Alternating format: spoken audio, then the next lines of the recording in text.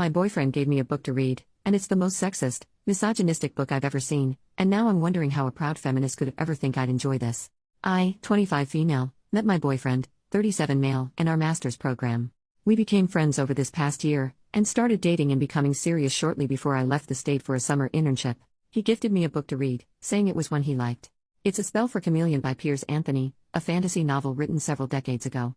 I knew nothing about it prior, and began laughing at it 2 pages in because of how ridiculous the writing was, especially about women. We video chatted after I got through the first chapter, and I tried respectfully explaining my doubts about the book. He made a deal with me, knowing I'm a big Harry Potter fan. He promised to give the Harry Potter series a chance, starting with Philosopher's Stone, if I gave his book a chance and kept reading. This rocked my world, and I had a sudden burst of motivation.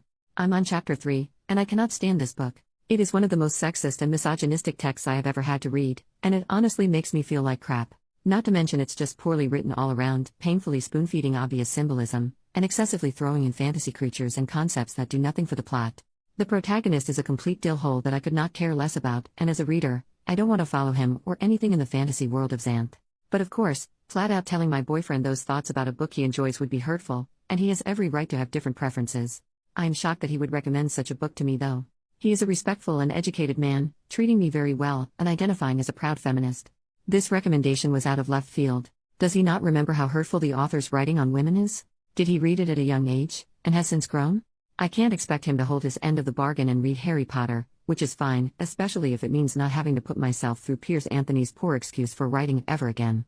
I like my boyfriend a lot. How do I respectfully tell him why I cannot invest in this book anymore? It's important to me that he realizes the negative messages being suggested, but I want to do this without insulting his taste or making him feel at fault. Edit to add why the book is horrible.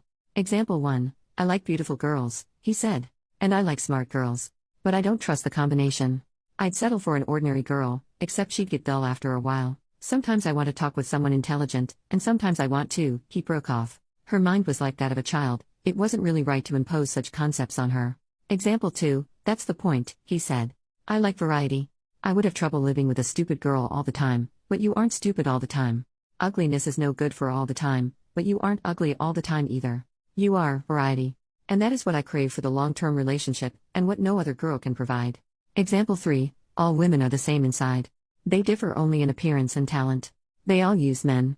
Example 4. That whole rope trial in chapter 3.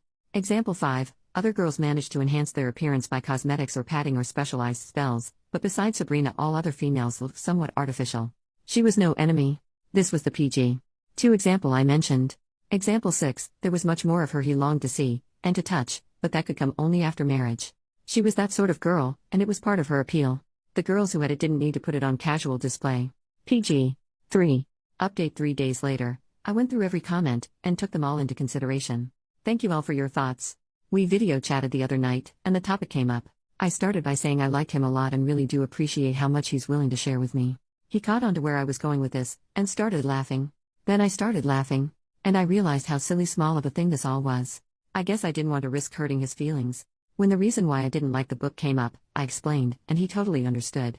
It's been at least a decade since he's read the book, and he can see where I would feel uncomfortable. He will still consider reading the first Harry Potter book, since I gave his book a chance. And being a single dad, his kids also like the series, so it would be a chance for him to connect more with them. I ended by saying that I hope this doesn't discourage him from sharing more things he likes. He said, if anything, it encourages me to find more that you'll appreciate. Cue heart flutters. New update 8 years later. Hi. It's hilarious this post is being shared because it's from such a different time in my life. Your instincts are right. This relationship only lasted a monthish after this post. I took an opportunity to live and study abroad for a few months, and it was clear that he didn't want anything that deep, dodged any conversation that required vulnerability, didn't like that I wasn't always 100% perky, etc. I also had a rough breakup before this, and wasn't making the best judgment calls when it came to dating. I could have caught a few more things about him that give similar concerns now as this book recommendation then. So I called it off. Oh my god, then he suddenly wanted to make it work, and kept it up for over a year after the breakup. We weren't even together that long. He would text me as if we never ended, and I would shut it down. He eventually stopped, but I still get occasional notifications on LinkedIn that he viewed my profile. I'm now happily married to someone my age.